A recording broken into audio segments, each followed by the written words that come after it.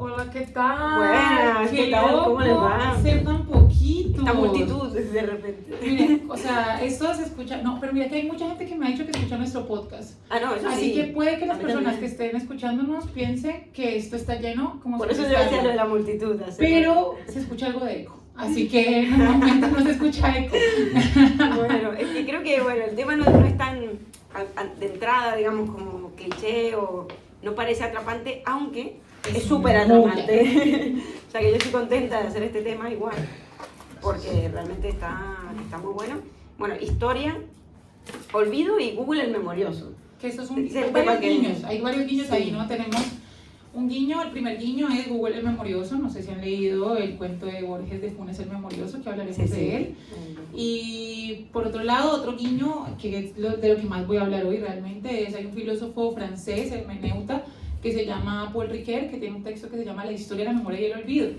Y wow, es genial, creo que voy a apoderarme hoy, voy a encarnar la voz de Ricoeur. Yo he traído otro filósofo también, o sea, no solo parte de psicoanálisis, pero de filósofo solamente No me toque mi... mi campo, mi campo.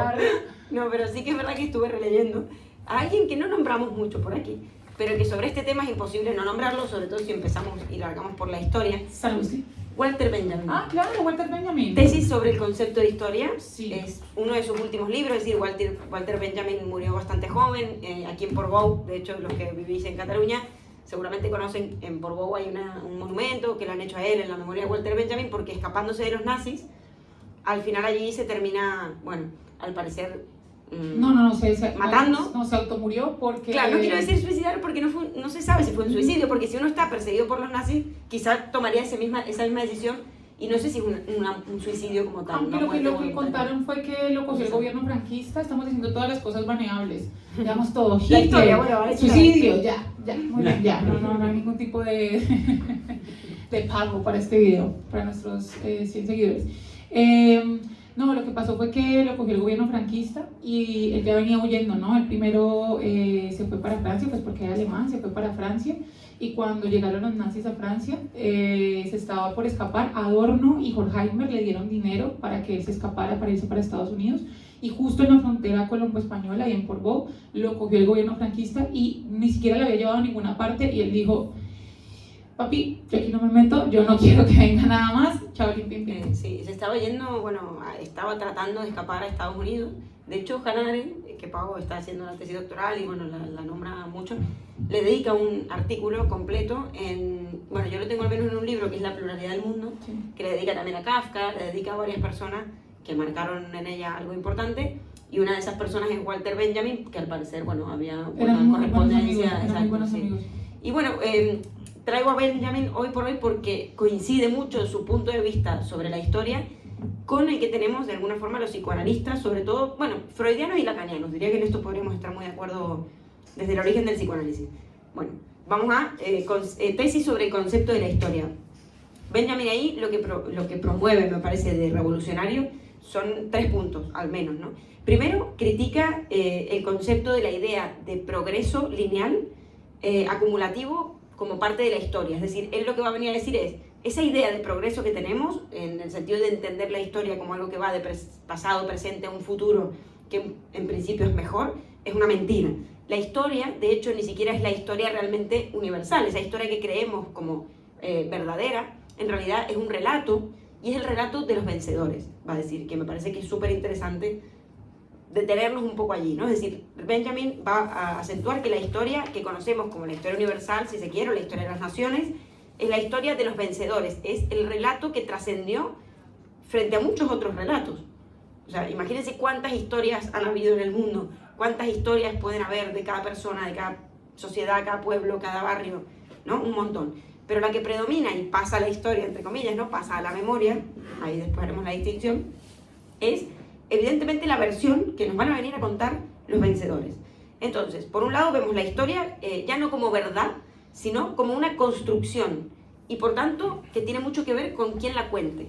Es decir, la historia va a ser un relato que va a contar a alguien con una intención también comunicativa. Entonces hay que poner el foco también en el narrador y en la posición de ese historiador y sus intereses. Luego, y aquí es donde vamos a lo psicoanalítico, ¿no? La historia sí, hay una historia universal, pero que incluso sirve para tapar la historia particular de cada uno, ¿no? Es decir, y allí es donde el psicoanálisis aparece, y es lo que voy a hoy más o menos reivindicar un poco, pero que el dispositivo analítico, es decir, el que exista el psicoanálisis, es justamente permitir ese acto político que Benjamin va a decir que es apropiarse de la propia historia. Es decir, es un lugar que va a permitir que cada sujeto narre y reconstruya la historia de su vida, es decir, su propia novela familiar, porque nosotros tenemos una historia todos, la historia de cómo nacimos, cuándo, dónde, en qué época, familia, etc. Pero cuando no hemos hecho un análisis, que no siempre hace falta, por supuesto, tenemos hechos aislados, como ahí, sí, nací en tal, pero tal, a los 5 me pasó tal, son fragmentados. Es el relato que se va a producir en ese dispositivo lo que va a permitir que nosotros realmente construyamos esa historia. Y eso, varios puntos importantes, me encanta que hayas empezado por Walter Benjamin porque lo tenía muy aquí, porque Riquet lo nombra mucho.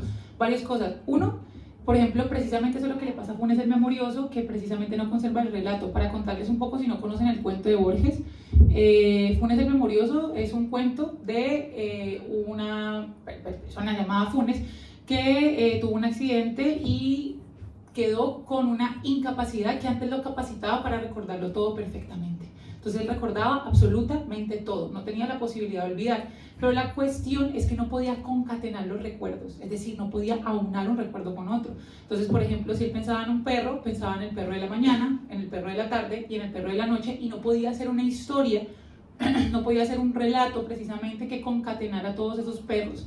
Y hay algo que dice, de hecho, Paul Riquet, en el texto que les comentaba, que es Historia, Memoria y Olvido, y es que sin olvido no hay historia, y sin olvido no hay memoria. ¿Por qué? Porque si lo recordásemos absolutamente todo, pues no tendríamos que hacer un ejercicio de memoria. Y ahora nos vamos a la definición tanto de historia como de memoria, que son bastante complejos. Y por otro lado, que hablaste de Walter Benjamin, él en el texto que mencionas hace una analogía con lo que llaman el ángel de la historia. Y es que hay una obra de arte, que se me olvida el nombre del pintor, lo siento. Angelus Maleficus. Eso, como, sí, bueno, tiene nombre de persona que uno no recuerda fácilmente. Angelus de Mileto. De Mileto, era tal vez. Los presocráticos. Y a ver, la interpretación que hace Walter Benjamin de ese ángel es que es una obra un poco, pues no es abstracta, ¿no? De hecho está como colindando un poco con el cubismo, describir una obra es bastante extraño, ¿no? Pero es como si fuera un ángel, ustedes lo van a buscar y no parece un ángel, pero ajá, tiene como una suerte de alas, y tiene los ojos mirando en perspectiva enfrente, o sea, la mirada está, la disposición de los ojos está como si mirara al frente, pero sus pupilas están mirando un poco para atrás. Entonces, y pareciese, dice Benjamin analizando, pues haciendo esta analogía con esta obra, que hay como un viento que lo está empujando sus alas para adelante. Él dice más o menos que la historia es así, que nosotros tenemos la falsa idea de que la historia tiene un carácter lineal, y que cuando pensamos en el carácter lineal lo pensamos en términos de progreso, ¿sí? La modernidad nos vendió la idea de progreso, como que siempre vamos a mejor, como que la teoría, la razón nos iba a llevar cada vez a ser mejores. Y pues no, necesariamente que avance el tiempo no significa que avancemos en otras muchas cosas importantes respecto a la sociedad, respecto a los valores y respecto a muchas cosas más. Entonces, con esta ángel de la historia, lo que dice es que el tiempo, la historia, es algo que de alguna manera nos va tirando todo el tiempo para adelante, pero realmente nosotros estamos todo el tiempo mirando para atrás, porque no hay ninguna posibilidad de nosotros relacionarnos con el futuro en tanto no ha sido. Pero como creemos que la historia, como es lineal, es progresiva y sobre todo avanza, siempre pensamos que la historia va para adelante. Y lo que dice Benjamin un poco aquí es que nosotros con la historia, pues el tiempo parece ir para adelante, pero nosotros vamos mirando para atrás. No tenemos otra referencia que mirar para atrás. Y por eso precisamente con lo que dice Flor, hablaba de resignificar la historia para darle lugar a los vencidos. Esto también otro filósofo de la teoría crítica, que Walter Benjamin hace parte, o bueno, estuvo con mucha gente de la escuela de Frankfurt, donde hay muchos filósofos muy importantes, entre esos Adorno y Horkheimer, y ellos decían que la historia debería estudiarse desde los culpables. Y esto suena un poco extraño, pero desde los culpables es, a ver, si hubo un hecho histórico deplorable y terrible, hay que saber quién lo hizo, quién lo cometió, por qué, no en términos punitivos, sino en términos de comprensión. porque tratamos de narrar la historia un poco medio desdibujada sobre todo, y siempre la historia es de los vencedores y no de los vencidos.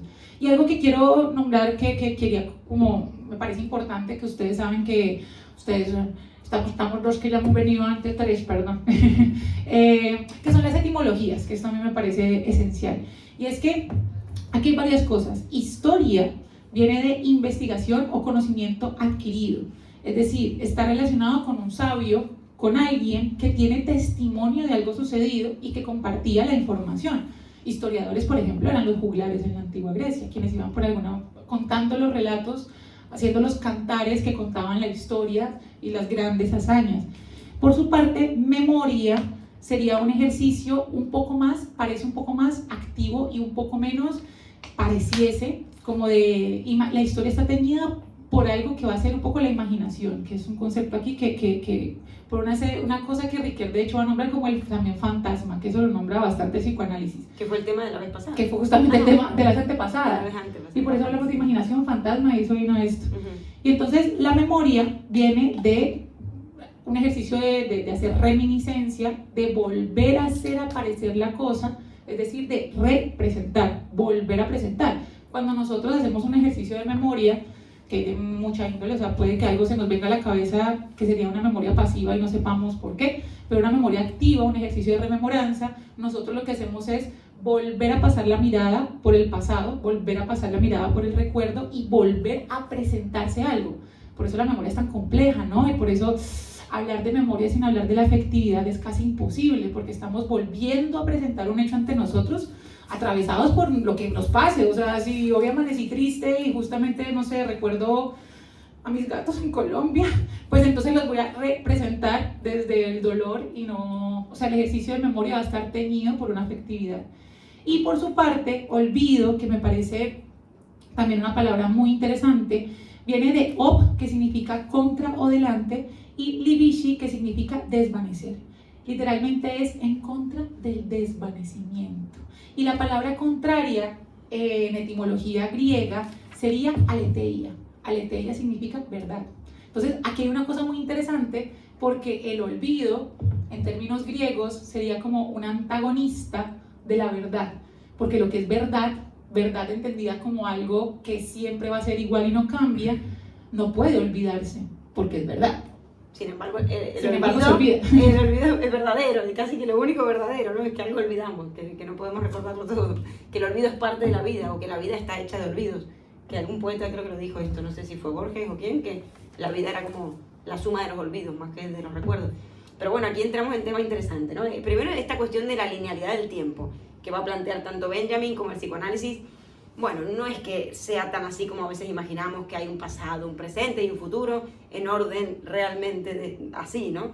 Más bien ahí, y Nietzsche también va a trabajar en esto, una circularidad a veces en el tiempo, es decir, podemos realmente vivir en el pasado, podemos vivir en el futuro, podemos en realidad no haber superado el pasado y que el pasado se haga súper presente, ¿no? Es decir, hay como siempre una interacción entre estos tres, entre comillas, estas tres temporalidades, ¿no? Se podría decir, o estas tres dimensiones del tiempo. El psicoanálisis a veces tiene mala fama, o mucha gente dice como, no, yo no quiero ir porque no quiero que me hagan hablar del pasado.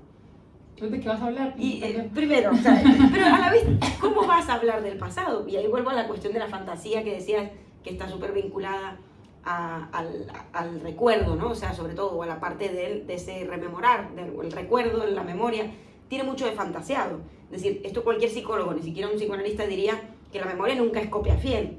Ya está ahí un poquito alterada, contaminada y es selectiva, que esa es otra de las cosas que voy a hablar, en función de qué se hace esa selección de la memoria.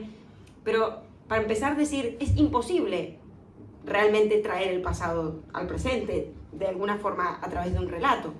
Lo que podemos hablar es de marcas del pasado, escenas del pasado que quizás nos marcaron, pero que justamente en esa reconstrucción, en ese decir, en ese relato, las vamos a, de alguna forma, reconstruir también, o sea, las vamos a resignificar.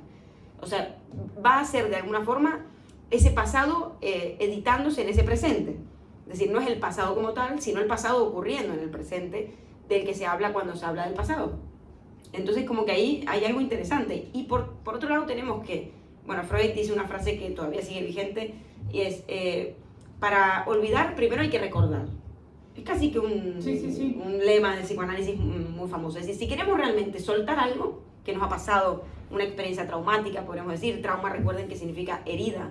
O sea, no es algo que comimos pollo o ensalada, ¿no? Es que algo que te atravesó, que te tocó el cuerpo, que te causó un afecto, algo importante, ¿no? San Agustín, una cosita que he hecho, San Agustín lo dice, que cómo hablar del olvido, que del olvido no se puede hablar sino a través del recuerdo del olvido, porque se tiene que evocar aquello que creemos que hemos olvidado, pues para poder olvidarlo realmente, ¿cierto? Bueno, claro, ahí está la cuestión de que para realmente soltar ese afecto, esa emoción tan grande que nos generó una situación determinada, normalmente traumática, que no hace falta que sea una cosa accidente terrible, apocalíptico. No, un trauma puede haber sido, yo qué sé, una mirada que no estuvo. Yo quería que mi padre me mirara más y no me miraba, o yo quería que, yo qué sé, que cualquier tontería, o entre comillas cosas de la vida cotidiana, que no son tonterías, justamente el psicoanálisis las reivindica y se las reapropia, como la historia particular, que es lo que queda por fuera de la historia universal. Para el psicoanálisis es lo más importante, es decir, la vida cotidiana. Y un trauma, una herida, no hace falta que haya sido un abuso o un accidente muy grave. No, pueden ser cosas pequeñas, pero que a nivel vital de cada uno, de la subjetividad, fueron grandes marcas o hitos. Entonces, para poder liberar ese afecto, vamos a tener que volver de alguna manera a hablar de ellas, es decir, subjetivarlas. Porque a veces el monto de afecto, esto lo explica Freud, ¿no? El monto de afecto que suscitó una situación que realmente generó mucha emotividad, fíjense, emoción, energía en movimiento, o sea, algo que generó allí dentro algo impactante, lo que va a pasar allí es que no es que se va a olvidar, es que se va a reprimir, que es diferente, y acá hay que hacer la distinción entre represión y olvido. El olvido es justamente lo que decías de la definición, esta cuestión de desvanecimiento, algo que se pierde, algo que se va. Esta mañana comí ravioles o comí ensalada, no sé, no me acuerdo, no me importa, no es algo que me atravesó, no es algo que me causó, no es algo que me interese, entonces se perdió allí en el baúl de los recuerdos, ¿no? La represión es muy diferente. La represión va a ser un hecho que de alguna forma atravesó el cuerpo, generó una emoción muy grande, y Freud lo que va a decir es que allí lo que se va a generar es un esfuerzo de desalojo, es decir, se va a reprimir el afecto, pero se va a reprimir la representación, y no el afecto. Es decir, el afecto que generó eso va a seguir estando allí y se va a hilvanar con otras cosas, va a salir por otro lado. Vas a sublimar, vas a lo que causa sintomatizar, sintomatizar, exacto, cada uno allí, exacto, según las defensas verá por dónde le sale. Pero lo que se reprime es la representación, no la experiencia, no lo que causó esa experiencia en nosotros. Entonces allí hay como una diferencia muy grande entre el olvido y la represión. Entonces, por eso es que el psicoanálisis dice, no es que no hace falta que hables del pasado ni nada, pero sí que a veces hay que hilar e hilvanar esas marcas que tenemos de nuestra vida y también conectarlas con nuestra historia y apropiarnos de esa historia de la que venimos para poder liberar esa tensión y esas cargas que quedaron como allí arrinconadas, ¿no? Y recordar es muy bonito porque recordar viene de re, que es volver también, como rememorar, pero cordar es de cordis, que es corazón. Entonces es volver al corazón, es volver a pasar por el corazón. Hay algo allí de, bueno, yo quisiera haberme olvidado que mi padre ese día no me miró, o ese día no fue al acto del fin de año del colegio, que para mí era importante, supongo, no sé, para no poner algo grave, ¿no? O bueno, tan drástico. Claro, yo quisiera olvidarlo, pero eso no lo puedo olvidar, no me es tan insignificante. Entonces lo que hago es reprimirlo porque me genera angustia, es como intolerable para mi yo. Entonces digamos que la represión allí va a ser un mecanismo de defensa que nos permita vivir un poco más, entre comillas, menos angustiado, o al menos desde el yo, pero es un mecanismo activo, no pasivo como el olvido, que es como un dejar ese perder algo o algo que se pierda, ¿no? Algo que se va. Me gusta mucho que estás hablando de lo de la pasividad y la actividad, que aquí también Riquet habla de pasivos y activos, pero en términos de recuerdo, sí, tal cual. O sea, nosotros podemos tener una memoria activa o una memoria pasiva. La memoria activa es cuando nosotros buscamos evocar, y buscar evocar es precisamente de forma agencial, volver a pasar y tratar de alguna manera de hacerlo un ejercicio de lo que se hace en terapia, ¿no? Empezar a hilvanar, ir directamente a... Pero también hay como un padecer aquello que se recuerda. O sea, no solamente esta yo hacer el ejercicio de memoria, sino que aparte también puede la memoria advenirte, o sea, puede el recuerdo advenirte de llegar de un momento a otro sin que lo estés buscando. Yo creo que hay algo súper importante y que lo hemos estado hablando mucho, porque aquí hay como dos cuestiones en la memoria, que aquí lo estamos utilizando como muy sinónimo de recuerdo y valdría hacer la distinción. Pero hay unas cuestiones de la memoria, está el qué se recuerda, o sea, qué aparece en la memoria, está el quién recuerda, de lo que estamos hablando, pero hay otro elemento que siento que, bueno, siento no, esto lo dice también Paul Ricoeur, y es que los hila los dos, y es el cómo se recuerda. Entonces, nosotros, ¿cómo podemos recordar? Pues teniendo ejercicios activos de ir en búsqueda del recuerdo. Ricoeur critica fuertemente que la concepción, por ejemplo, para Platón, cuando pensaba en la idea de representación, pensaba en una copia de algo que es verdad. Es decir, cuando yo recuerdo, de alguna forma, pues no voy a traer algo diáfano de lo vivido, la verdad de lo vivido, sino que va a estar teñido, pues, por el quién, por el yo, va a estar teñido por muchos elementos que lo va a tergiversar, desdibujar, va a hacer otra cosa con eso. Entonces, por ejemplo, para Sócrates, Platón, era el recuerdo, había que tener mucho cuidado con el recuerdo, porque precisamente nos alejaba de la verdad. Y yo creo que aquí hay una cuestión sustancial para pensarse, y es que cuando hacemos ejercicios de recuerdo y de memoria, no existe la idea de verdad.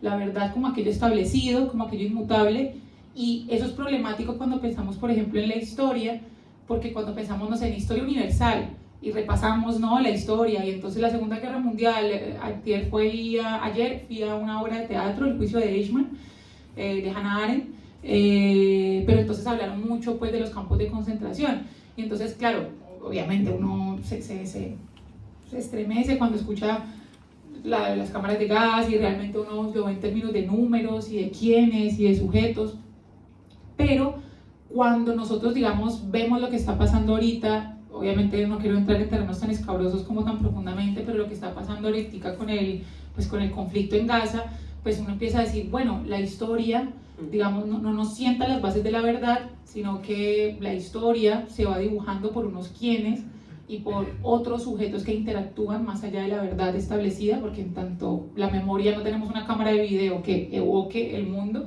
pues siempre va a estar teñida del sujeto.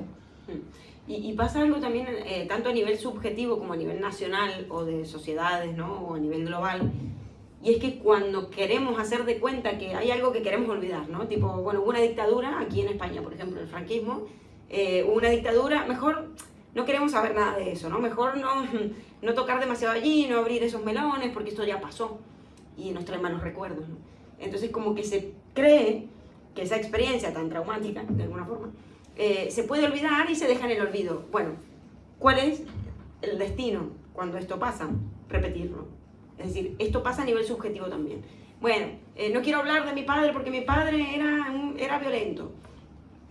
Vale, no hables de tu padre y no lo analices o no hagas terapia con ello, y lo que va a pasar es que eso se va a repetir. Esto es por poner un ejemplo, ¿no? Pueden tomarlo de otros millones de ejemplos. Pero que ese rasgo, eso que no se está pudiendo subjetivar de la propia historia, se va a repetir todo el tiempo hasta que se elabore. O sea, el inconsciente funciona por repetición y por insistencia. Te lo va a poner allí delante porque el afecto este es como que está buscando, ese afecto que generó esa situación, está buscando ligarse a una representación para subjetivarse y apropiarse. Es decir, es como reordenarlo dentro de nuestro sistema. Si no lo apropiamos o no lo reordenamos, lo vamos a repetir hasta que eso se integre. Esta es la cuestión. Y pasa a nivel social, y hoy está pasando. Hoy está pasando que por no haber elaborado ciertas dictaduras, por no haber elaborado ciertos genocidios o ciertas injusticias sociales, las estamos repitiendo con otro nombre, con otro color. Sí, pero se están repitiendo en el mundo, ¿no? Y a poco tiempo de haber pasado por aquello. Hoy estamos frente a un genocidio nuevamente, o sea, lo digo un poco por poner ese ejemplo, pero a la vez también, no solo hablo por Israel y Palestina, hablo por en general las sociedades que hoy se venden muy libres, pero precisamente el nombre ya dimos una charla de Milei, ¿no? El nombre de la libertad. Y no solo Milei, aquí también, yo creo que hoy se promueve un discurso de libertad, pero poca libertad en realidad. Es que hay algo que Adorno justamente tiene un texto que habla sobre la educación, que se llama La educación después de Auschwitz, que dice que uno de los deberes que tiene la educación es hacer que Auschwitz no se repita, precisamente porque como humanidad podemos repetirlo. O sea, la barbarie parte de una suerte de naturaleza humana como teñida por la barbarie. Entonces, como podemos repetir. Según Nietzsche sería el eterno retorno de lo mismo, ¿no? Sí. Que la vida se va a repetir una y otra vez en el tiempo. Hasta que el superhombre se sienta orgulloso de que se repita, porque si no, pues va a ser una condena y no claro, una bendición. Hasta que se lo apropie, o sea, hay algo allí de hasta que lo integre y lo procese, se va a repetir. Es como, estamos condenados a repetir aquello que no hemos realmente podido elaborar a través de una rememoración o un recuerdo también. Y una rememoración de eso que ha pasado. Exacto. Es que la cuestión y ahí es la cosa, ser consciente de eso que está reprimido, no olvidado. Sí, porque Adorno, ahí quería como mencionar que cuando habla de la cuestión de la memoria, lo habla como un ejercicio en el cual desde los más jóvenes se les muestre las barbaries. Y ese texto, por ejemplo, en la educación después de Auschwitz, muchos pedagogos decían como, a ver, yo no le puedo mostrar a un chico de 5 años, no sé, 6 años, que en la Segunda Guerra Mundial se quemaba gente en cámaras de gas. Y bueno, quizá no, pero paulatinamente le tengo que mostrar qué es un ejercicio de violencia, cómo se segrega un otro, como, digamos, no dejarlos exentos, como por ejemplo, no sé, pasa de no les voy a hablar de sexualidad para que no tengan sexo, bueno, no, pues van a aprender por otro lugar. Entonces, la cuestión es que nosotros pasa que hacemos ejercicios de memoria, pero que es una memoria Google. O sea, nosotros hacemos como un recuento de datos que realmente no jerarquizamos y procesamos con una narrativa para que realmente pase por nosotros y lo resignifiquemos, como pasa con Google. O sea, uno pone en el buscador Segunda Guerra Mundial y aparece, empezó así, terminó así, hubo tantos muertos, estos fueron los aliados, esto no es qué, taca, taca, por un lado, por el otro, y todo va pasando de una forma tan fría, o sea, va pasando ante nosotros como si fuera un teleprompter de la existencia diciendo, eso pasó, eso está allá, eso no nos sucede. Y a la larga no atravesamos lo que implica realmente lo sucedido porque no nos empapamos de la historia. O sea, sí, hay una ética que tiene la historia, y es una ética que es precisamente el rememorarla, porque esto de hecho lo decía era Marx, quien no conoce su historia está condenado a repetirla. Y después lo volvió a repetir Adorno, y lo volvió a repetir Benjamin, y lo volvieron a repetir constantemente, porque es precisamente eso. Desconocer la historia es repetirla precisamente porque no se ha interiorizado. Exacto, sí, y lo vemos tanto a nivel subjetivo en la clínica, ¿no? Todo el tiempo.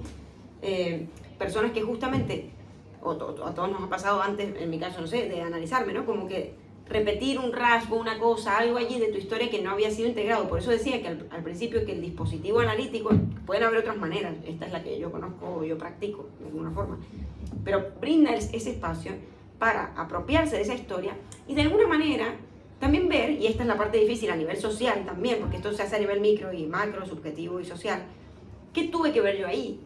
¿Qué posición adquirí? ¿Qué posición tomé? Es decir, yo vine a este mundo y a esta historia, ya sea la historia de la familia, del pueblo, de la nación, de la época, pero vine ocupando un lugar, ¿no? Es decir, a mí me convocaron a un cierto lugar.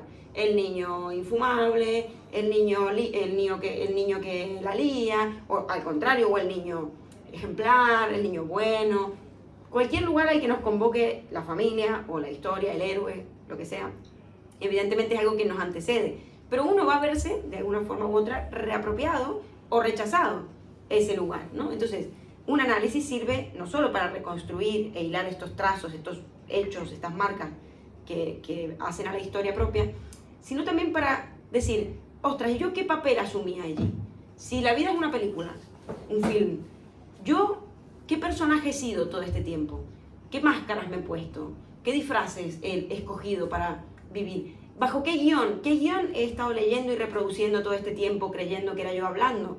Y quizá era el discurso de mi familia, quizá era el discurso, yo qué sé, que me habían escogido para mí, pero no era yo. Entonces hay algo y este es el acto político que tiene, que Benjamin convocaba a hacer a la hora de reapropiarnos de la historia, como ha sido contada hasta ahora, y a nivel del psicoanálisis, que es acto político en el sentido de que nos permite reescribir esta historia, pero como los autores. Ya no como que yo he sido una víctima de toda la historia porque yo nací en una familia que no tenía, o que no sé qué, que no sé cuánto, y nací en una sociedad injusta, o porque fui mujer y porque no sé cuánto. Da igual, todo eso puedes pasarte toda la vida si quieres victimizándote por un montón de cosas. O sea, hombre, mujer, da igual, ¿no? He puesto ejemplos por poner. Pero la cuestión es que tú en algún punto te reapropies de esto y seas el autor de tu propia historia, ¿no? O sea, como que allí está la cuestión también. Ahora, para eso, es verdad que se tiene que hacer un trabajo de elaboración y de subjetivación en el sentido de tomar responsabilidad. Y ahí va la ética, ¿no? O sea, tomar responsabilidad de qué papel asumí yo. ¿Es el papel que quiero seguir manteniendo? ¿O esto ya no me sirve? Yo ya no quiero ser, yo qué sé, la hija desastre. De repente quiero ser la hija, una persona, yo qué sé, a la que le va bien en la vida, ¿no? Porque a mí pongo ejemplos que se me vienen aparte de la clínica o de los casos, ¿no? Una persona que fue nombrada como todo el tiempo la hija desastre, el desastre, mira el desastre de hija, mira el desastre de niña, se ubicó allí y dijo, vale, sí, me nombran así, pues yo soy esto, y todo el tiempo se replica esa realidad. Hasta que un punto ya se preguntaba, pero esto realmente es solo lo que soy, o yo puedo ser algo más. Si en el cole dentro de todo no me va mal, si me gusta tal actividad y la hago bien, no soy un desastre en todo, ¿no? Entonces, bueno, hay algo allí de cambiar ese tipo de posicionamiento, dejar ese libreto que nos habla y empezar a hablar por nosotros mismos y construir historia. O sea, yo creo que hay algo importante también del hacer memoria para construir historia. Y justamente evitar así el repetir inconscientemente cosas de nuestra historia pasada que si no las sabemos y no sabemos que las estamos repitiendo, pues las repetiremos, siempre se van a extender hasta el infinito. No sé, hoy escuchaba a alguien que decía en un reel, no, es que siempre he tenido la mala suerte de encontrar hombres que te dejan en la segunda o tercera cita o que no quieren relaciones serias. ¿Es mala suerte? Querida, ¿Es mala suerte? ¿O es que de repente por algo que tú no sabes, tú caes siempre con hombres que buscan ese tipo de relaciones también, ¿no? Porque hombres hay, o mujeres, un montón. Y mira que bueno, me voy a ir un poquito a la mierda y luego me regreso, pero desde lugares de enunciación no tan occidentales también lo han hablado. O sea, en el budismo se habla del samsara. O sea, el samsara es este ciclo de dolor que repetimos una y otra vez y nuestra alma va a padecer una y otra vez y no vamos a poder llegar al nirvana precisamente porque vamos a encarnar una y otra vez hasta que aprendamos precisamente, subjetivemos aquello que solamente se quedó en la vivencia y le quitamos la representación del sujeto. No hemos apropiado eso. Y eso es bastante demente que digamos como que la filosofía occidental que tanto se cree separado de lo no occidental, lo oriental o como cualquier otro tipo de prácticas es súper cercana. Por ejemplo, Sócrates decía que supuestamente, bueno, Sócrates / Platón, Sócrates personaje de Platón, decía que supuestamente nosotros no conocíamos, o sea, nosotros no conocemos nada nuevo, sino que nosotros recordábamos, porque según él, en nuestra alma estaban todas las verdades y estábamos felices en el mundo de las ideas, navegando entre verdades, cuando en algún momento nuestra alma encarnó en un cuerpo, olvidó todo, y entonces el ejercicio, por ejemplo, de mayéutica es el ejercicio de preguntar para extraer las verdades que ya tenemos. Entonces no se conoce, se recuerda, pero entonces la cuestión es que nuestra alma está padeciendo todo el tiempo porque nuestro cuerpo no nos está permitiendo precisamente recordar. Por eso dice Platón que filosofar es prepararse para morir, tratar de desprenderse de todo lo mundano para poder acceder a las ideas puras. Y en ese orden de ideas todo el tiempo estamos volviendo a traer y todo el tiempo estamos encarnando precisamente una y otra vez. Platón, y esto se pone medio místico, decía que supuestamente nuestra alma tenía que encarnar una infinidad de años hasta que pudiera por fin acceder al mundo de las ideas. Y uno escucha esto de un Platón y uno se imagina que lo está diciendo el budismo y no. Y una cosa aquí que me parece como hacerle mucho hincapié es la importancia de la narración. O sea, la cuestión de, Paul Ricoeur decía que hay una diferencia interesante para analizar entre la ipseidad y la mismidad. La mismidad es un poco de aquello que nosotros somos con o sin el discurso nuestro o del otro, que es casi inaprensible, ¿no? Es medio nouménico, se nos escapa. Siempre no vamos a saber exactamente qué es, como, ¿quién soy? Pues Paola. Esto que estoy siendo, esta cuestión que estoy siendo ahora misma, que estoy siendo Paola y no sé qué más. Esa cosa es lo mismo, pero lo separa del ipse, que sería la ipseidad, que es esa cosa que es uno mismo, pero que se ha ido bañando no solamente por el relato propio, sino por el relato de los otros. Porque como también lo dice, somos narrados por nuestros padres, somos narrados por nuestras familias, y eso implica necesariamente que nuestra experiencia de tiempo, nuestra experiencia de recuerdos están bañados por la narración nuestra y de los otros. Y esto, cada vez que hablo de esto, pienso en un exalumno. Tuve un estudiante yo en Colombia trabajaba como profe de instituto, como profe en Colombia sería como bachillerato, y bueno, acá también le dicen bachillerato, ¿no? Y así como acá tenían que hacer un trabajo de fin de bachillerato, así que era como un TFG, un trabajo final, y habían ciertos profesores que se les asignaban a los estudiantes para acompañarlos en ese proceso. Y había un estudiante, pongámosle Pepito, que siempre había sido tildado precisamente como el niño problema, ¿no? Era, en Colombia le decimos eso, cansón, no paraba de molestar, siempre estaba, o sea, no estaba atento, bueno, y nadie quería trabajar con él porque decía, uff, qué palo ponerse a trabajar con una persona que no va a entregar nada. Entonces yo cojo a Pepito, venga, yo tutoro a Pepito, y lo acompañé, él hizo un trabajo tan increíble que nosotros al final cuando se graduaban les dábamos como supuestamente tesis laureadas, o sea, hacíamos como todo el ejercicio de laurearlos, y él fue uno de los pocos laureados porque su texto fue increíble, y en el discurso de grado lo que dijo fue como, pues gracias profesora Paola porque me hizo pensar que yo era otra cosa a la cosa que decían que yo era, y era el niño problema, el niño que... Y nosotros precisamente cuando relatamos al otro, pues lo metemos dentro precisamente del discurso que hacemos de ellos. Total. Lo anulamos. Total, por eso es bueno el ejercicio de también hacer una lectura, ¿no?, nueva también de esa historia para reconstruirla, decir, bueno, a ver, ¿cómo la podemos resignificar? Si fui esto para mi familia o este niño problema, igual puedo hacer con eso otra cosa, ¿no? Convertirme en otra cosa, o si la atravieso, pero claro, para eso hay que atravesarlo y ver que también uno ha aceptado en algún punto, aunque sea porque no le quedó otra o lo que fuera, pero ocupar ese lugar también. Es decir, el otro te convocó allí y tú de alguna manera, porque te estás buscando definir y no sabes cómo, te pusiste ese disfraz, pero un disfraz, te lo puedes sacar, es como una máscara, ¿no?, que te puedes sacar fácilmente. Y luego, y para, quizás más o menos para ir encarando el tema de Google el memorioso y cerrar, recordar o rememorar, se podría decir que en este hay un volver hacia, como hemos dicho. Por tanto, uno tiene que, cuidado, para rememorar, haberse separado de eso que ha pasado. Es decir, darlo de alguna forma por perdido. Uno no puede recordar el presente o no puede recordar cuando está viviendo una experiencia porque la está viviendo. Para recordarla tiene que haber sucedido. Entonces yo creo que hay algo del rememorar que va en relación con un separarse, más que perder, pero separarse de la experiencia pasada. Por ejemplo, a lo que voy, mucha gente quizá diga, no quiero hablar de mi pasado, para empezar un análisis, por ejemplo, pero porque justamente no quiere separarse de ese pasado, porque ese pasado sigue estando sumamente presente y al menos es lo único que conozco, hay algo allí de lo que todavía no puedo desvincularme o realmente tomar distancia, entonces sigo repitiendo esa historia. Creo que hay algo de dejar ir el pasado que hoy en día no estamos tampoco aceptando del todo.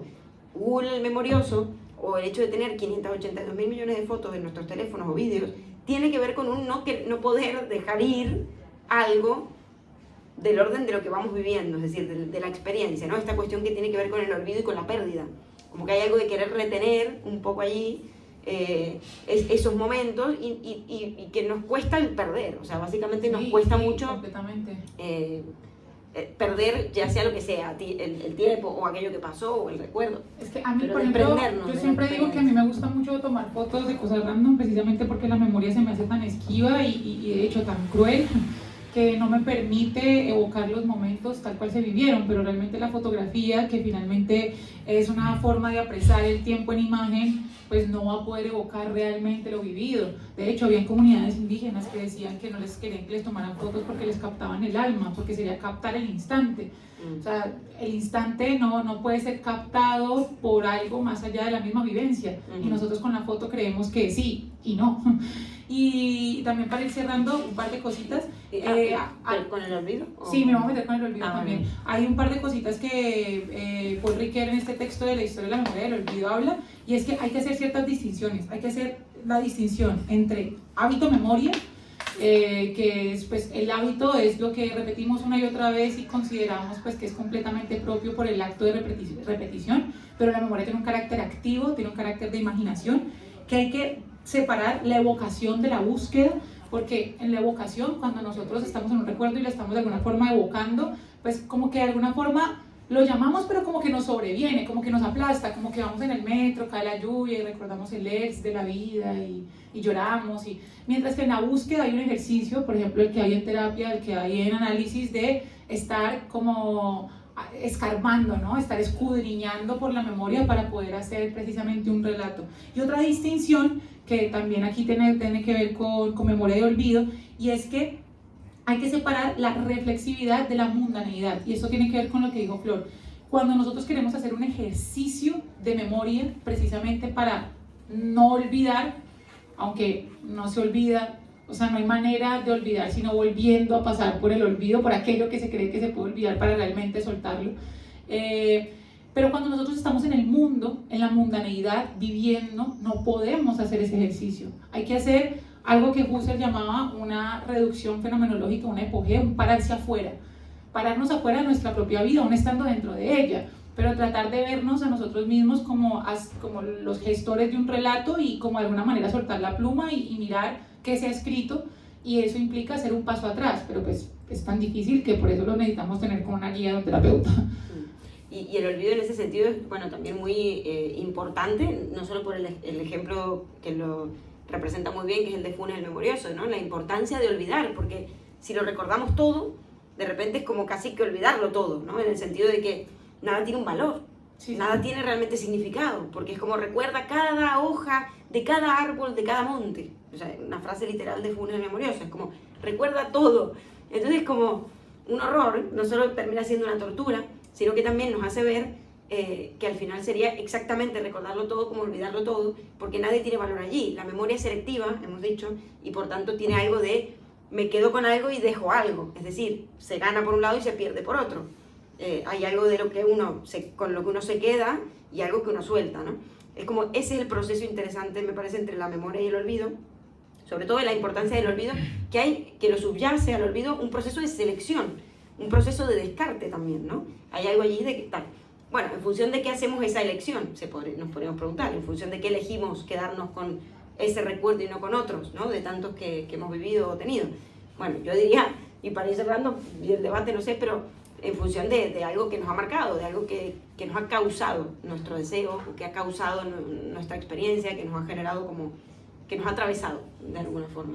Y ahí también para cerrar con lo de Google, Google fue creado en 1998 por un par de chicos de la Universidad de Stanford, fue su tesis doctoral, y luego, bueno, se fue adueñando de todo. En el 2006 se adueñó de YouTube, pero ya tenía otras plataformas, como las que todos conocemos de las plataformas de Google. Y lo que pasa con Google, que es interesante que se esté trasladando a ChatGPT, porque con ChatGPT se está humanizando, pero bueno, hemos hablado 800 veces de la guía. Lo que pasa con Google es que precisamente retiene sin hacer un paso por el ejercicio del relato. Entonces es terrible porque es como conservarlo todo, o sea, nosotros todo lo podemos encontrar en Google, todo puede aparecer, pero no pasa por como ningún tipo de jerarquización, no pasa por el ejercicio de relatar, solamente retiene, pero no relata. Y como en el caso de Funes, pues esto se volvería una tortura porque no hay una narración que hilvane, que hile todos los elementos como vividos. Y bueno, no sé. Y ya si quieres con esto nos vamos y como también para el debate, es como, ¿cuál es esa necesidad de no morir? O sea, siento que de alguna forma cuando nosotros queremos no ser olvidados, que esto pasaba cuando en la mitología griega, cuando las almas bajaban al inframundo, cuando estaban en el río donde estaban todas las almas, lo que decían era, cuando se encontraban a otro, era por favor dile a los míos que me recuerden. En México también pasa eso en el Día de los Muertos, todos nos vimos Coco, ¿no? Que se perdía, pues el papá se perdía si no lo recordaba. Porque pensamos que tenemos que ser evocados por el otro como una forma de permanecer, de alguna manera es una forma de inmortalidad. El no querer olvidar es de alguna manera querer inmortalizarnos. Y siento que estas sociedades son de buscar la inmortalidad, sí, tomándonos fotos, haciendo cosas, preservándonos. Pero del ego, ¿no? Desde el ego, o sea, sí. Porque ahí es verdad, eso está bueno y ya abre casi que otro debate en sí mismo, ¿no? Pero esta cuestión de, sí, es creo que entendible, lógico y coherente que uno quiera no ser olvidado, al menos por los que amó, ¿no? Sería muy horrible que mañana, yo qué sé, uno muera y los demás que lo conocieron ni se den cuenta, ¿no? O sea, como, sería el peor horror que nos podemos imaginar. Pero otra cosa es querer ser quizá recordado por todo el mundo o desde la cuestión del ego, esto de mírenme, ¿no? Que a veces vemos en las redes o que va desde otro lugar. Todos estamos no en ese lugar de exacto, enunciación. Y menos nos vemos. Nos vemos todos allí. Sí. Y menos auténticos nos volvemos y a la vez menos recordables, porque si no somos auténticos tampoco. Yo creo que le podemos sumar las cosas que hay que hacer en la vida de siembra un árbol, ten un hijo y escribe un libro, y es tómate una selfie. Ya, con eso te perpetúas. O sea, siembra un árbol, ten un hijo, escribe un libro y tómate selfies. Y es la forma, porque a la larga esos 3 elementos del principio del típico dicho de lo que uno tiene que hacer antes de morir es buscar perpetuarse. Sí, pero habría que analizarlo en profundidad. Las 4 son desde el ego, claro. Puede ser, exacto, que las 4 tengan algo narcisista, ¿no? Porque es verdad, tener un hijo es algo que, por más de que uno crea que es por un otro, no es por un otro, es por ti, evidentemente, si nadie, el niño no te ha pedido nacer, o sea, que hay algo, evidentemente, de un amor narcisista, como en todo amor. En el escribir un libro, bueno, también hay algo del autor, ¿no? Que quiere el otro que te lea, que te lea, claro, exacto. Plantar un árbol diría que es la menos... Pero también porque es algo que yo he dejado en el mundo y va a permanecer a pesar de mi muerte. Pero podría no tener autoría, ¿no? Nadie sabe que ese será tu árbol. No, yo siembro un árbol y le escribo, Paola lo sembró. Allá, y pongo un sellito. Ahí sí, es así. Pero bueno, nada, que a todos nos interesa, evidentemente, seguir existiendo en la memoria de alguien más, que nos trascienda, porque es una forma también narcisista de seguir existiendo, de no morir del todo, ¿no? Al menos de seguir existiendo de forma simbólica.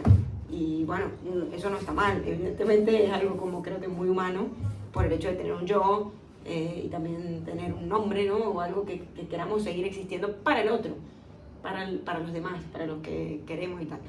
Pero bueno, hoy sí que vemos esta preponderancia quizás de la cuestión narcisista, y al final creo que estamos logrando lo contrario, que nadie nos va a recordar, o al menos de tantas fotos, tantas cosas, como que hay un mundo, ¿no?, tan infinito de fotos y de vídeos, que en realidad más nos perdemos a veces. En ese querer ser recordados o vistos, más nos perdemos en un mundo infinito donde justamente nada se pierde y por tanto nada tiene valor. Pero seguimos tomando unas fotos bonitas. Eso sí. Y lo seguiremos haciendo este verano. ¿Y otra vez? Obvio. Bueno, pues, gracias. Vamos para el debate. Aplaudimos nosotros para que estemos más. También. Bueno, creo que nuevos solamente hay 2. ¿Sí? ¿O tú también eres nuevo o no? Sí, ya venido. ¿No? ¿Es nuevo? Bienvenido. Bueno, normalmente esta sala está llena. Que lo digan los viejos. Hoy estamos... Yo doy fe. Los viejos no por viejos, ¿no? No les dije viejos. Dije los antiguos en esta charla. Bueno, la dinámica para el 9 es que vamos a abrir un espacio para la palabra. Estamos en petit comité, entonces pues no va a tener que haber tanta regulación como cuando hay muchas manos levantadas y hay un poco más de caos. Y pues nada, también que estos van a ser subidos en nuestras redes sociales, y tenemos un podcast que se llama Arrabaleras Parlantes con V de Raval. Nos pueden seguir en Spotify, YouTube. Y pues nada, ¿quién quiere romper el hielo?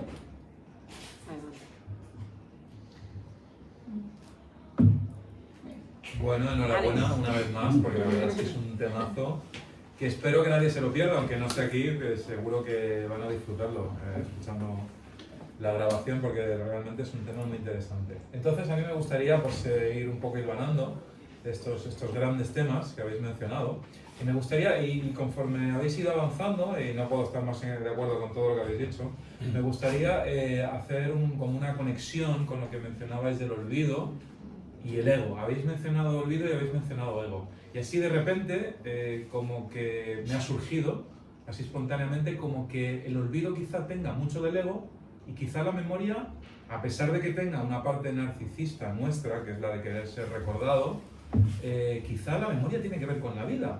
Es decir, el olvido, digo que tiene que ver con el ego, puesto que realmente lo que olvidas es lo que intentas disolver, pero lo quieres disolver desde el ego porque te afecta. Entonces, las cosas o las descartas o las recuerdas, pero si las olvidas, en realidad no las estás olvidando, porque las estás recordando y queriendo disolverlas.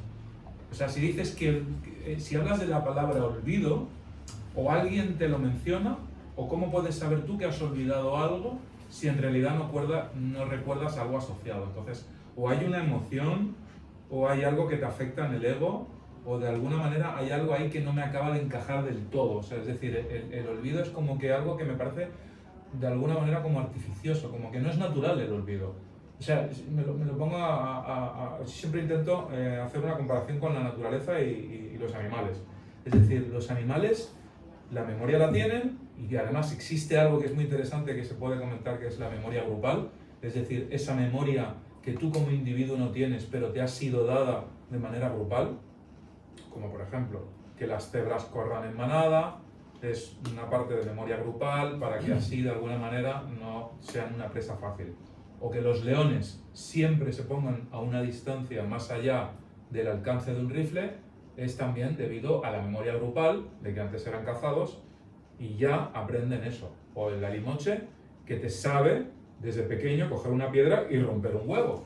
Todo eso es un aprendizaje, pero no un aprendizaje que tus padres te han enseñado, sino algo que está en la memoria grupal.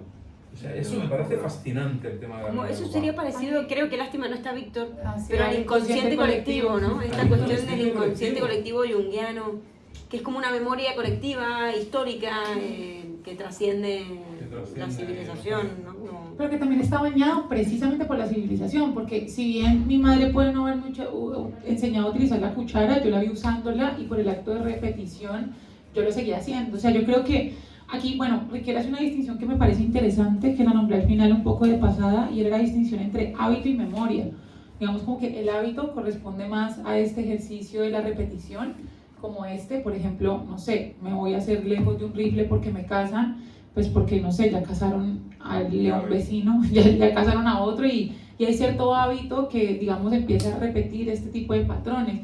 Pero, bueno, no sé, es que yo estoy un poquitico no tan del lado de un discurso biologicista como el ser humano, pero siempre está bañado por estar atravesados por una cultura, que la cultura pues finalmente establece de forma explícita o implícita aquellas formas, patrones, determinaciones que te condicionan, así no te lo enseñen explícitamente. Por ejemplo, a mí no me enseñaron que para ser femenina tenía que, no sé, tener el pelo largo o maquillarme o tener ciertos modos, pero relaciono la feminidad con algo de ese orden.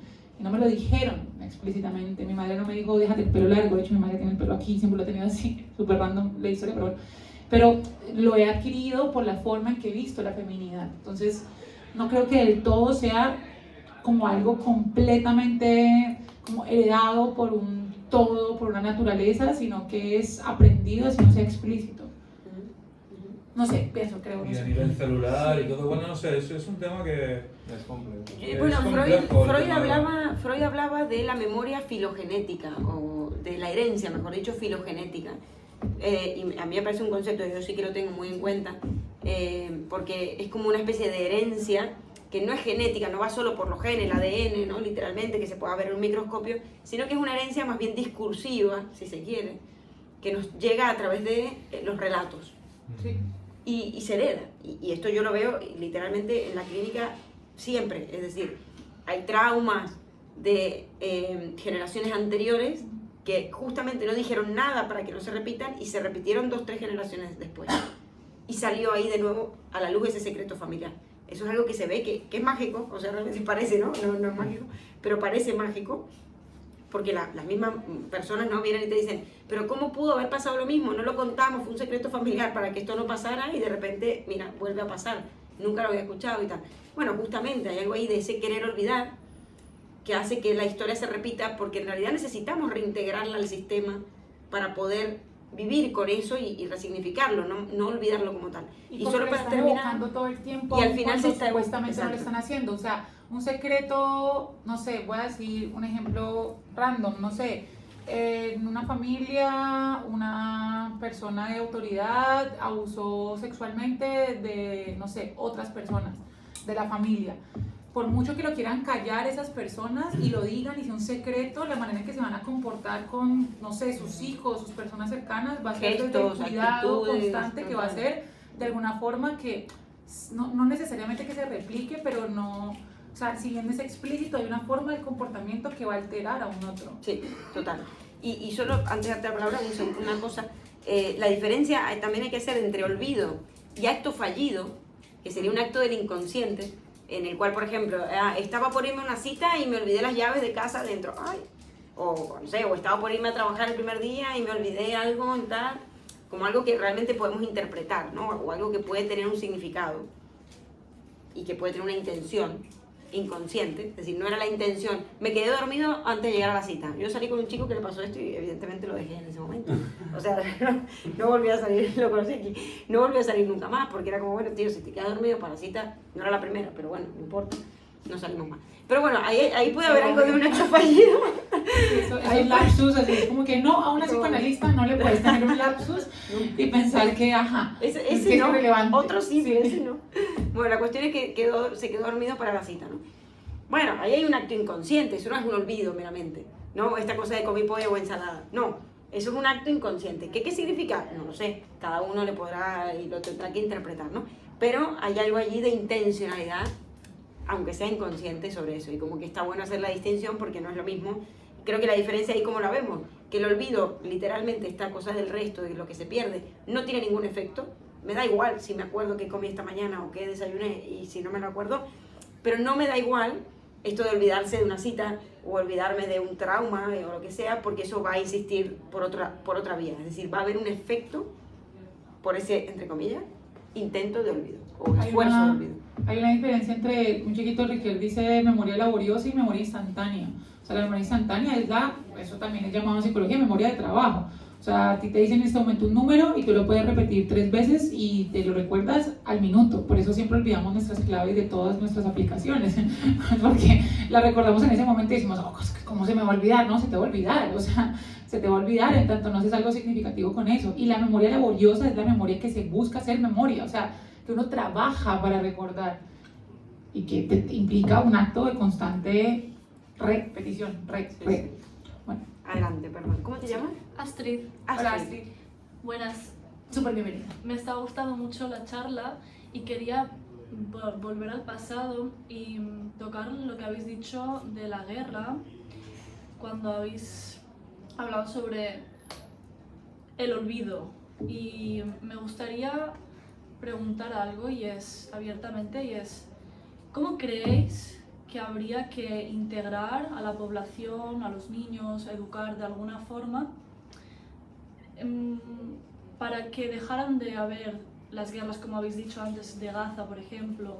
O sea, ¿cuál sería el modo de accionar en la memoria de las personas y de impactar la memoria de las personas para que literalmente se terminara de dar la guerra, por ejemplo? Yo no creo que se vaya a terminar nunca, No. por algo de la naturaleza humana, pero voy a coger a 2 autores, porque de hecho yo dicto una asignatura en la uni, en la autónoma, que se llama Filosofía de la Educación, y voy a citar a 2 autores. Uno, Adorno, con el texto que mencioné, La educación después de Auschwitz. Para Adorno tú tienes que recordar, o sea, desde los niños, y se puede hacer con ejercicios, como con ejercicios más vivenciales de debates o de puestas en escena, para que de pronto, que de hecho el juego es una forma de aprendizaje significativo, el juego es la forma con la que los niños se integran a las dinámicas culturales, porque es bastante complejo integrarse, entonces el juego es como una forma amigable para poderse integrar a los roles del mundo. Por poner un ejemplo, ya digamos de la particularidad, en un colegio fui profesora de primero de la ESO, y yo daba una asignatura que se llamaba Cátedra para la Paz, una asignatura que se tenía que dictar en Colombia después de los tratados de paz, bueno, en fin. Y teníamos que dar algo allí que hablaba de los derechos sexuales y reproductivos. Y en los derechos sexuales y reproductivos estaba la diversidad sexual, uno de los derechos en Colombia, bueno, en todas partes. En fin, el caso es que estaba con chicos más o menos chicos, 11, 12 años, en un colegio súper pijo, de chicos, normalmente sus padres muy de derecha. Entonces lo que yo dije fue, les asigné a ellos los derechos sexuales y reproductivos y que hicieran una obra de teatro, pues una dramatización corta, en donde representaran cómo se violaría ese derecho. Entonces lo que representaron fue algo pues un poco cliché, había una pareja supuestamente de personas homosexuales y él me les gritaba, no, ustedes están mal por ser gays, bueno, bla. Y entonces luego el público le decía, bueno, chicos, ¿qué está mal en esta representación y cuál creen que sea el derecho reproductivo del cual estamos hablando? Y un chico, de la forma más inocente, un niño de 10 años, o sea, inocente y genuina, dijo, no, pues que está mal porque 2 hombres no pueden estar juntos. Y todos, yo no dije nada. Todos los demás le dijeron, no, eso no es lo que está mal, es lo contrario, es que les están diciendo que no pueden estar juntos. Y el niño se quedó primero como pensándolo como no entiendo y luego lo integró. No lo hubiese integrado si, por ejemplo, yo le hubiese dicho, hay que respetar la diferencia. No, yo soy la profesora, la autoridad y ese conocimiento va a ser pasivo. Pero por medio de sus pares integró algo que él consideraba contrario a su concepción precisamente porque le había heredado. Entonces, ¿cómo, digamos, muy rápido, muy rápido, ¿no? Y he hecho un montón de cosas, pero para hacer eso sería, según Adorno, meter a los niños desde el momento casi cero en la historia. Obviamente por medio de herramientas. Yo no te voy a mostrar a una persona desapareciendo en una cámara de gas a un niño de 5 años, o sea, ni siquiera lo va a entender. Pero sí poco a poco mostrarle, no sé, por medio de ejercicios vivenciales, debates, demás, qué sería la xenofobia, qué afecta la xenofobia, entender quién es un otro. Es que, exacto, yo iba a responder un poco eso. Yo coincido con Pau de que lamentablemente guerras van a haber siempre. De hecho hay una carta que Einstein le escribe a Freud que se llama ¿Por qué la guerra? Y Freud le responde en plena Segunda Guerra Mundial, y hay una correspondencia muy interesante entre Freud y Einstein sobre el tema de las guerras. Y sí que creo que la, entre comillas, tentativa de solución o lo que nos podría llevar a que las sociedades tendieran hacia una desmilitarización o hacia una cuestión menos bélica es justamente el amigarse con la diferencia, o sea, pero la diferencia la encarne quien la encarne, porque hoy fíjense que hay un gran engaño en esto, o sea, venía justo por Plaza Cataluña y había un cartel que decía son libres, no sé qué, somos libres, la libertad, una bandera LGTBI, sí, bueno, pero hoy se supone que ser libre, se supone, en qué contexto, en qué barrio, en qué localidad, en qué familia, etcétera, porque a todos nos gusta cuando, el otro es el que es todo lo otro, pero no es el de mi familia, ¿no? Cuando es el de tu familia, ahí la gente se pone un poco más como, no me gusta tanto, ¿no? Pero bueno, más allá de que hoy sí se promueve más esa libertad de ciertos colectivos o ciertas, entre comillas, diferencias, ¿sí? Hay otras que no. Es decir, no sé, hay discursos muy cerrados hoy por hoy, e incluso lo vemos, y lo hemos hablado muchas veces, dentro de gente que se supone de izquierdas, que tienen discursos súper cerrados y no pueden hablar ni siquiera con gente que piensan de otra manera. Entonces, eso también es totalizante, de alguna forma. Entonces, yo creo que amigarnos con la diferencia es amigarnos con aquello que nos jode. O sea, que nos jode del otro. Sí, con lo completamente y eso es, otro, o sea, con lo sea no lo que sea del otro. Claro, sea el otro de derecha, sea un facha, sea trans, sea queer, sea de Gaza o sea de palestino, de Israel. O sea, es como amigarme con la idea de que sé que algo del otro me va a joder porque es rotundamente diferente a mí. Y eso se puede venir encarnado de un montón de formas. Yo creo que en una sociedad que nos prepare para eso, bueno, igual podemos llevarlo mejor, ¿no? En el sentido de que no vamos a declarar la guerra, porque las guerras siempre son luchas, ¿no? Por intereses y tal. Pero bueno, después es verdad que está la voluntad de poder, que detrás de las guerras hay intereses económicos, que eso es lo difícil. Y han existido desde siempre y van a seguir existiendo en tanto nosotros nos creamos dueños de algo. En tanto, de hecho, Rousseau decía que el hombre nace bueno, pero la sociedad lo corrompe. ¿Y qué lo corrompió? El primer momento en que alguien dijo, esto me pertenece. Cuando alguien dijo, esto es mío, apareció otro y dijo, ¿y por qué yo también lo quiero? Y apareció la sociedad civil. Porque, no, dámelo, no, y nos vamos a dar en la cara. La sociedad apareció cuando apareció la propiedad privada y tuvo que empezar a protegerse.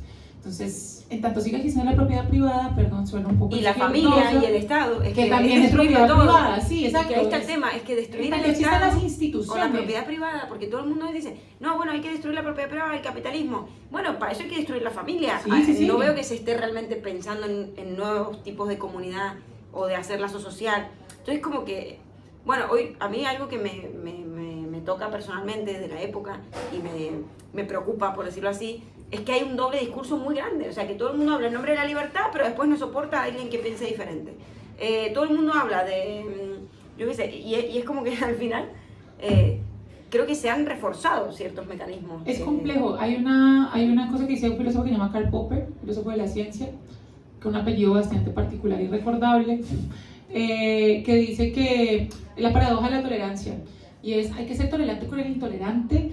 Y la respuesta es, hay que entender la diferencia. Bueno, respuesta, si puedes caer, porque es una paradoja, porque si soy tolerante con el intolerante, estoy permitiendo la intolerancia en áreas de la tolerancia. Pues si alguien llega y decir, como voy a matar a todos los gays, como, vale, respeto tu discurso. No, a ver, te respeto a ti, tu discurso es una mierda y puede estar haciendo daño. O sea, respeto al otro en su diferencia, y pues lo que estoy diciendo es completamente violando todos los derechos humanos.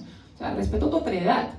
Ahora, entremos a debatir el contenido de lo que dices. Cuando todo el mundo dice, toda opinión es válida. Bueno, que las personas opinen es válido, pero que toda opinión sea válida, bueno, depende de cierto lugar de enunciación y depende de un contexto. Si yo llego en la mitad, yo qué sé, de aquí me paro en la mitad de la Plaza de Los Ángeles y digo como, todos los negros roban, una cosa así absurda, Bueno, pues bueno. Ahí lo interesante va a ser, pero ahí lo interesante para mí, por ejemplo, buen ejemplo, ¿no? Hoy alguien dice eso que es como socialmente poco, o sea, no se puede tolerar que alguien diga un comentario así, y está bien.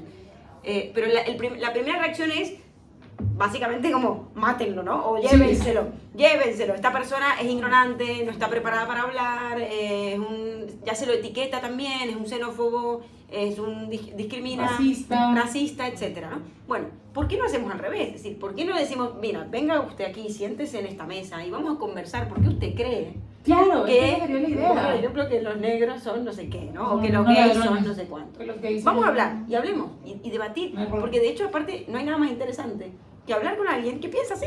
O sea, es como alguien que piensa completamente diferente y más aún con un argumento tan pobre, o sea, porque es verdad que ahí no hay que ir a juzgarlo, pero sí como decir, bueno, a ver, debatamos, ¿no? Porque quizá igual es que no, lo que se debate no se juzga a un otro, es que también es eso, como que la gente no suele separar, por ejemplo, cuando debate no suele separar el discurso del quién, es difícil separarlo porque el quién está encarnando el discurso, o sea, la persona que lo está diciendo, pues generalmente tiene como una perspectiva un poco racista, pero bueno, separar un poquitico el quién del discurso me da la posibilidad que eso se vuelva objeto de debate sin que vaya directamente al quién, que es casi siempre la falacia en la que caemos. Y lo curioso es que hoy por hoy mucha gente opinaría, o sea, muchos negros opinarían que los negros roban, muchos latinos opinarían que los latinos son los que roban, o muchos musulmanes pensarían, que los he conocido, algunos, que es que los musulmanes roban. O sea, que puede haber incluso una especie de autodiscriminación y todo ese tipo de juicios al final son juicios universalizantes o generalizadores que nada nos dicen realmente de nosotros mismos o de la particularidad. Pero hoy por hoy yo lo que veo es que cuando suena un comentario así o alguien que habla desde una opinión que no es correcta, desde lo políticamente correcto, se lo juzga y se lo condena, cuando en realidad quizá hay que trazar un poquito de puentes, ¿no? Un poco, no digo que cada vez que uno escucha algo así se tiene que sentar a debatir con alguien, pero trazar un puente, es ver la manera de cómo hacemos para conversar y dialogar, porque si no, este mundo va a ser esto, la solución va a ser, nos matamos entre todos. ¿Y por qué es eso de que hoy en día supuestamente hay tanta libertad, pero alguien dice algo que no está como que no va con el pensamiento que se está llevando hoy en día, digamos, y ya, o sea, se le tilda de todo lo peor, y es como que yo digo, tampoco se trata de eso, porque ahora lo que más hay es como que es más liberal, ¿no? El pensamiento, más izquierdista o como le quieran llamar, y antes era el contrario, más conservador y eso.